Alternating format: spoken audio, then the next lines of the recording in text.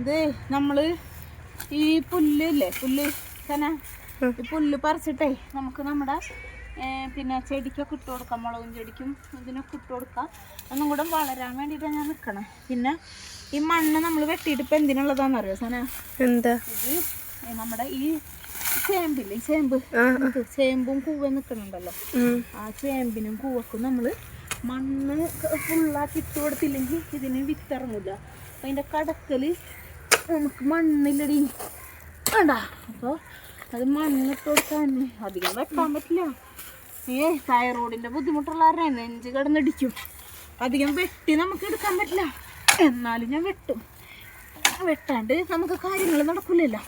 അപ്പം നമ്മൾ ഇതിൽ നിറച്ച് പ്ലാസ്റ്റിക്കിൻ്റെ സാധനങ്ങളാണ് എന്താ.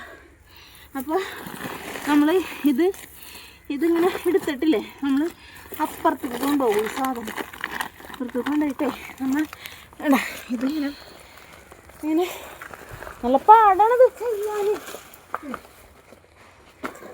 നമ്മൾ ഇങ്ങനെ നിറച്ച് കൂവയും ഇതുമാണ് ഇവിടെ നിൽക്കുന്നത്. നമ്മുടെ വീഡിയോയിൽ കാണിച്ചിട്ടുണ്ടായിരുന്നു.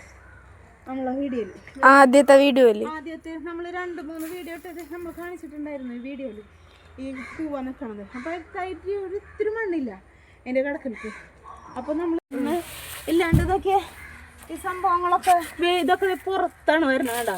ഇതൊക്കെ പുറത്താണ് വരുന്നത്. അപ്പോൾ നമ്മൾ എന്ത് ചെയ്യണമെന്നറിയോ, ഈ മണ്ണ് ഇങ്ങനെ എടുത്തിട്ട് നമ്മളിങ്ങനെ ഇട്ട് കൊടുക്കണം.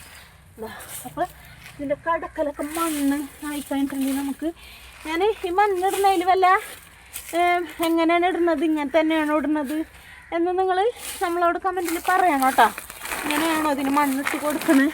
നമ്മൾ ആദ്യമായിട്ട് കൃഷി എന്നുള്ള ലെവലിൽ നമ്മൾക്ക് ആദ്യമായിട്ട് തോന്നുന്നുണ്ടോ? നമ്മളിതിന് മണ്ണ് കയറ്റി കൊടുക്കണം. ഈ സംഭവം ഇട്ട് കൊടുക്കണം. അല്ലെങ്കിൽ മുളച്ച് വരുന്ന മുളകളൊക്കെ ഇതിൻ്റെ അടി മേലക്കാണ് ആയി വരുന്നത്. ഞാൻ അവിടെ നിന്ന് വെട്ടിക്കൊണ്ടാറ്റാ. കുറച്ചും കൂടി നമുക്ക് വെട്ടാം. ഇതിൻ്റെ കടക്കലേക്ക് ഇങ്ങനെ ചെരിഞ്ഞൊടുക്കണം. നല്ല വെള്ളമുള്ള മണ്ണാണ്, നല്ല കറുത്ത മണ്ണാണ്. വെള്ളമുണ്ട് അത്യാവശ്യം ഈ മണ്ണിന്. നമ്മൾ ഇതിൻ്റെ കടക്കലൊക്കെ നമ്മളിത് പറിക്കുന്ന സമയമാകുമ്പോൾ 1 വർഷം കഴിയണമല്ലോ നമ്മളിത് പറിക്കണമെങ്കിൽ. അപ്പം 1 വർഷം കഴിയുമ്പോൾ നമ്മൾ അടുത്ത കൃഷിയത്തിലാണല്ലോ നമ്മളിത് പറിക്കുള്ളൂ. അപ്പം നമ്മൾ ഈ വീഡിയോയിൽ നമുക്ക് കാണിക്കാമല്ലോ ഇത്ര വിത്ത് നമുക്ക് അന്ന് കഷ്ടപ്പെട്ടതിനുള്ള വിത്ത് നമുക്ക് കിട്ടി എന്നുള്ളത് നമുക്ക് കാണിക്കാമല്ലോ. അപ്പം ഓക്കെ കേട്ടോ. നമ്മളെ വെണ്ട മൂത്തിട്ടില്ല, വെണ്ട നിർത്തിയേക്കണം. നമ്മൾ ആ വെണ്ട നിർത്തിയിട്ട് അത് മൂക്കുമ്പോൾ നമ്മൾ അതിൻ്റെ കുരു എടുത്തിട്ട് നമ്മൾ പിന്നെയും കാവി നമ്മൾ മുളപ്പിച്ച് അതിന് വിത്തുണ്ടാക്കും, അല്ല ചെടി ഉണ്ടാക്കി.